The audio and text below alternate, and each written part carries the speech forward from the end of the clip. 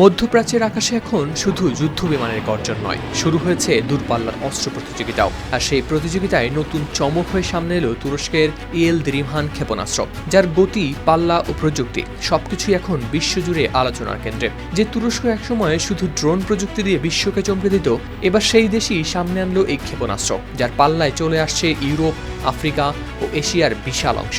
আর সবচেয়ে বড় চমক, এটি শব্দের গতির চেয়েও 25 গুণ দ্রুত ছুটতে পারে। ফলে এখন প্রশ্ন উঠছে, তুরস্ককে ধীরে ধীরে বিশ্বের ক্ষেপণাস্ত্র শক্তিধর দেশগুলোর কাতারে উঠে যাচ্ছে।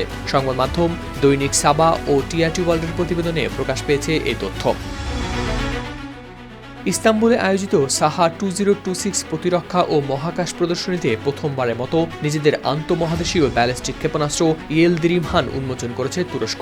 নামের অর্থই বজ্র সম্রাট, আর উন্মোচনের পর থেকেই এটি নিয়ে শুরু হয়েছে আন্তর্জাতিক আলোচনা। তুরস্কের দাবি, এই ক্ষেপণাস্ত্রের পাল্লা প্রায় 6000 কিলোমিটার, অর্থাৎ আঙ্কারা থেকে উৎক্ষেপণ করলে এটি ইউরোপ, আফ্রিকা ও এশিয়ার বহু দূরের লক্ষ্যবস্তুতেও আঘাত হানতে পারবে। শুধু পাল্লাই নয়, এর গতিও রীতিমতো বিস্ময়কর। বিভিন্ন তথ্য অনুযায়ী এটি শব্দের গতির চেয়ে 9 থেকে 25 গুণ বেশি গতিতে ছুটতে সক্ষম। এই মিসাইলটিতে ব্যবহার করা হয়েছে লিকুইড নাইট্রোজেন টেট্রক্সাইড জ্বালানি। শক্তি যোগাতে বসানো হয়েছে 4টি রকেট ইঞ্জিন। তুরস্কের জাতীয় প্রতিরক্ষা মন্ত্রণালয়ের গবেষণা ও উন্নয়ন কেন্দ্র নিজস্ব প্রযুক্তিতে এটি তৈরি করেছে বলেই জানানো হয়েছে।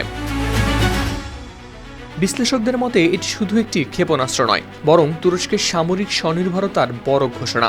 কারণ সাম্প্রতিক বছরগুলোতে দেশটি দ্রুত নিজেদের প্রতিরক্ষা শিল্প গড়ে তুলছে। ড্রোন, আকাশ প্রতিরক্ষা ব্যবস্থা, হাইপারসনিক প্রযুক্তি থেকে শুরু করে এখন আন্তঃমহাদেশীয় ব্যালিস্টিক ক্ষেপণাস্ত্র, সব ক্ষেত্রেই বড় বিনিয়োগ করছে আঙ্কারা। এর আগে তৈফুন ব্লক 4 নামের হাইপারসনিক ক্ষেপণাস্ত্র দেখিয়ে আলোচনায় এসেছিল তুরস্ক। তবে ইয়েলদিরিমহান সেই সক্ষমতাকে আরও এক ধাপ এগিয়ে নিল বলে মনে করছেন প্রতিরক্ষা বিশ্লেষকরা। তুরস্কের প্রতিরক্ষামন্ত্রী ইয়াসার গুলার বলেছেন, বর্তমান বিশ্বে শুধু অস্ত্র নয়, প্রযুক্তিগত সক্ষমতাই সবচেয়ে বড় শক্তি হয়ে উঠেছে। তার দাবি, তুরস্ক এখন শুধু নিজের নিরাপত্তাই নয়, মিত্র দেশগুলোকেও আধুনিক প্রতিরক্ষা প্রযুক্তি দিতে সক্ষম। মধ্যপ্রাচ্য, ইউক্রেন ও সিরিয়ার যুদ্ধ পরিস্থিতির মধ্যেই এই ক্ষেপণাস্ত্র উন্মোচন করল তুরস্ক। ফলে অনেকের মতে এটি শুধু সামরিক প্রদর্শনী নয়, বরং আন্তর্জাতিক রাজনীতির জন্য একটি বড় বার্তা। হাওলাদার শামীম, RTV।